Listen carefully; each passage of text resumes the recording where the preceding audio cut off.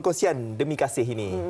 Dan saya pasti ini apabila kita bawakan kisah ini pasti merentap hati sesiapa saja yang akan menonton nanti. Apatah lagi mereka ni baru berusia masih kecil lagi 3 kan. hingga 11 tahun. 11 tahun. Dan di usia itu mereka kehilangan bapa dan juga ibu mereka. Satu persatu pergi meninggalkan mereka disebabkan oleh COVID-19. Dan sekarang ini mereka dijaga oleh bapa saudara mereka iaitu Encik Muhammad Arif Hafizan Abdul Razak. Bersama-sama bergilir lah kan. Ibu saudara, bapa saudara dan ada kadang-kadang atuk dan nenek juga menjaga cucu-cucu mereka ini. Baik, kita terus saja ingin bersama dengan bapa saudaranya iaitu Encik Muhammad Arif Hafizan Abdul Razak yang kini telah pun berada di talian. Assalamualaikum, selamat pagi. Waalaikumsalam. Selamat pagi. Hai Fazli, hai Fariha. Hai Arif. Okey, terima kasih bersama dengan kami dan kami difahamkan juga baru saja mendapat perintah mahkamah Encik Arif untuk sebagai penjaga dengan JKM dan untuk penjagaan tetap lah oleh untuk 5 beradik juga. Betul. Baru minggu lepas lah kita dapat perintah mahkamah sementara. So lagi sebulan lagi baru dia akan bagi perintah secara tetap lah kepada saya dan datuk mereka. Baik, sebenarnya mungkin Cik Arif boleh kongsi bersama kami dan juga penonton Indonesia sendiri.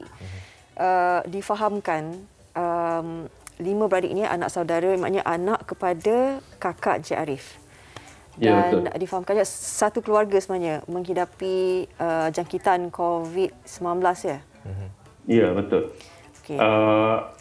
Ceritanya bermula pada pertengahan bulan Jun hari itu.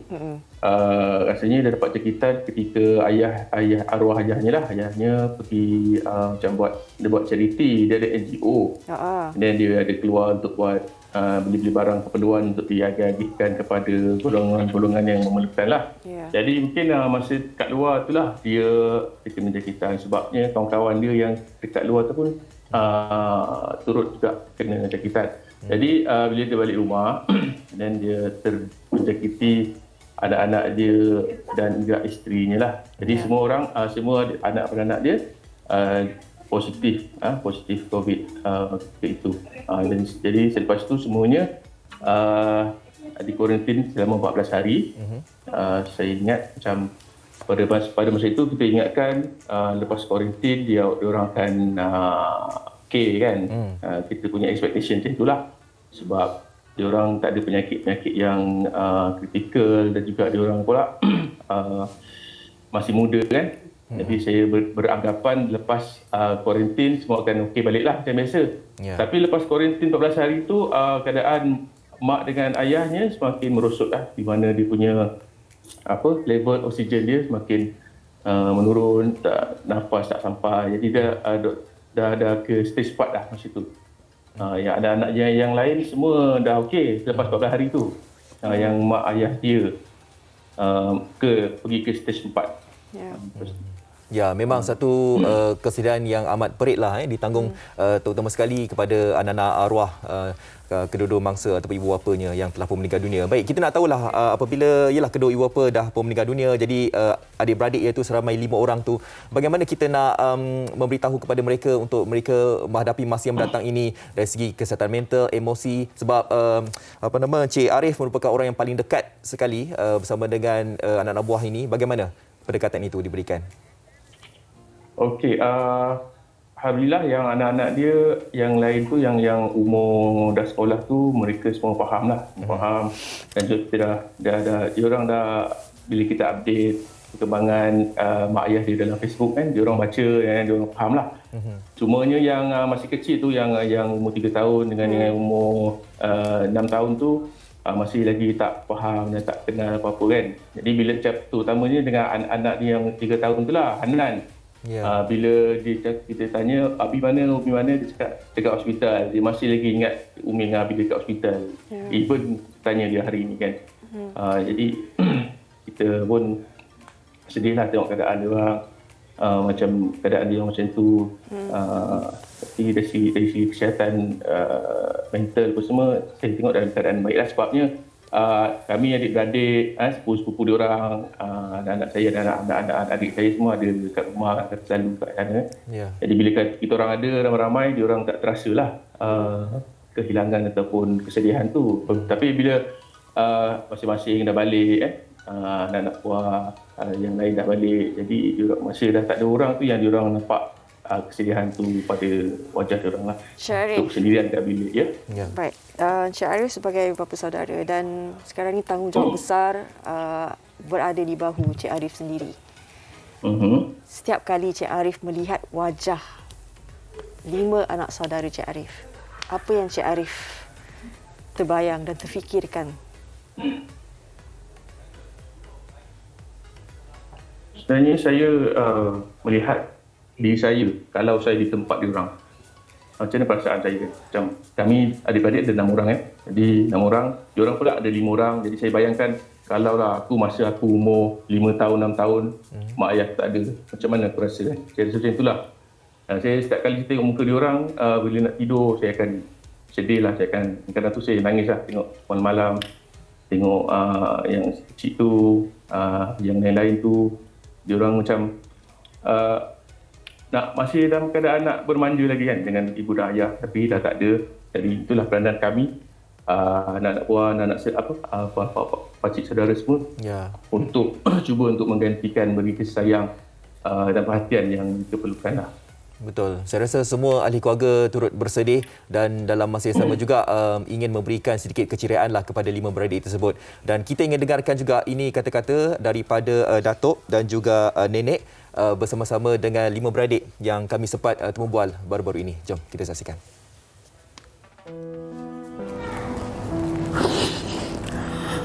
Suami dia kata nombor 5, dia nombor 8.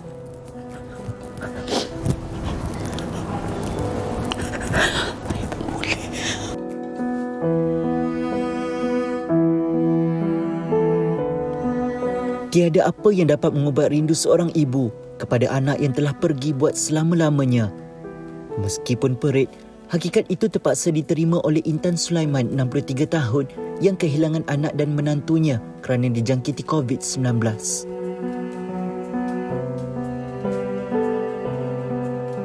Hanya berselang 2 bulan, Allahyarham Ida Haryani Abdul Razak, 38 tahun, kemudiannya menyusul selepas suami tercinta Allahyarham Muhammad Nasir Tahal, 46 tahun, meninggal dunia pada bulan Ogos 2021.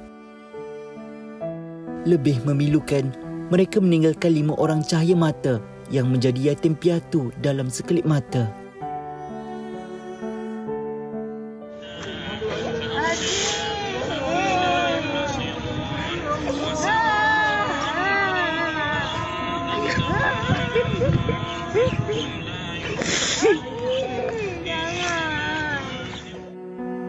Muhammad Hadrami 11 tahun, Husna Humaira 9 tahun, Muhammad Haras 7 tahun, Muhammad Hawas 6 tahun dan Hanan Humaira 3 tahun kini dijaga dan menumpang kasih datuk dan neneknya di kediaman ibu bapa mereka di Seri Kembangan, Selangor.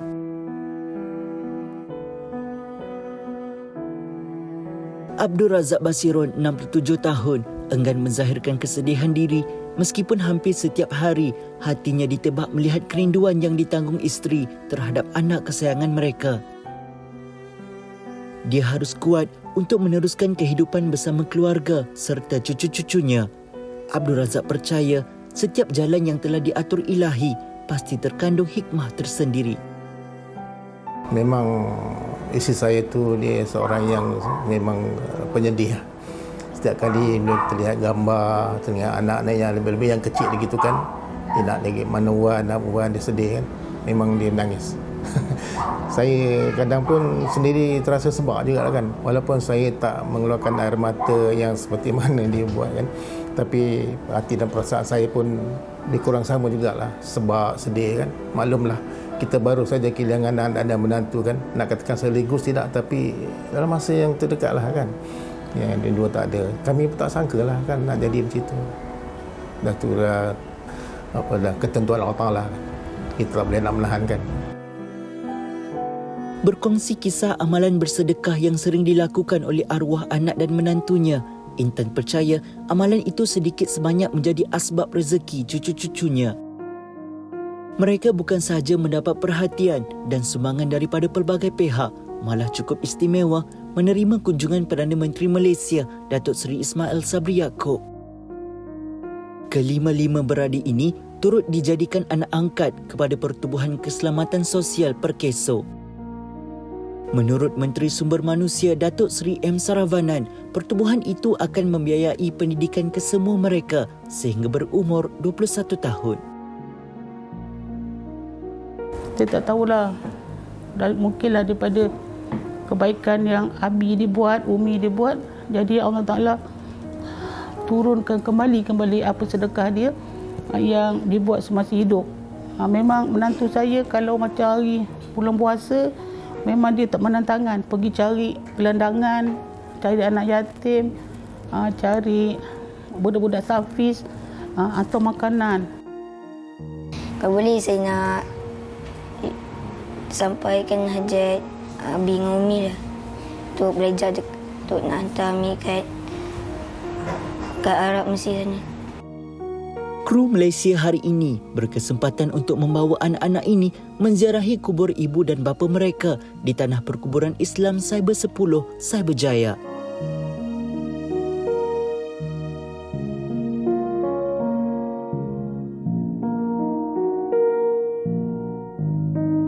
Suasana pilu menyelubungi perjalanan kami, memandangkan mereka sudah lama tidak berpeluang melawat pusara disebabkan oleh pelaksanaan Perintah Kawalan Pergerakan PKP sebelum ini.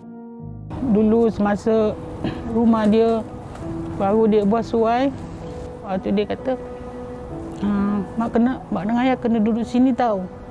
Tu cakap, Nasir dah beli rumah ke tempat lain? Tapi dia tak jawab. Dia senyum aja. Dia cakap,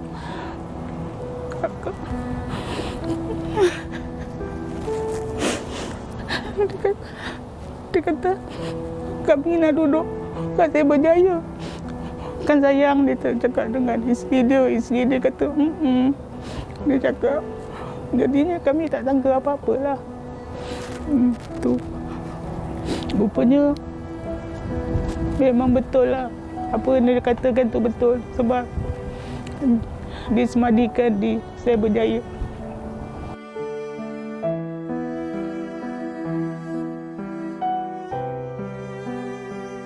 Lumrah kehidupan, setiap yang datang pasti akan pergi. Harapan dan doa dipanjatkan memohon keredaan Yang Maha Esa agar kelima-lima anak kecil ini terus membesar menjadi insan yang kuat dan tabah menjalani pelbagai dugaan hidup.